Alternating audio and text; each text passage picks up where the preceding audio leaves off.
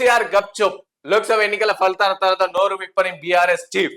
So ఈ parliament election results తర్వాత so BRS కి గుండు సిన్న వచ్చిన నేపథ్యంలో ఆ పార్టీకి సంబంధించిన పెద్ద నాయకులు కావచ్చు, పార్టీ కార్యకర్తలు కావచ్చు, సో ఎక్కడ కూడా అసలు చాలా వరకు పబ్లిక్ లో వస్తలేరు. వాళ్ళు మాట్లాడిన పరిస్థితి, వాళ్ళ కార్యకర్తల నాయకుల పరిస్థితి ఎట్లుంటే, బీఆర్ఎస్ పార్టీ అధినేత కేసీఆర్ సావుతల తలకాయ పెట్టి వచ్చిన ఆయన కూడా ఇప్పటికి కూడా ఒక్క మాట మాట్లాడలేదు, బయటకు వచ్చి నోరు కూడా విప్పుతలేదు. సో కంప్లీట్ గా గప్చుప్ అయి కూర్చుండు.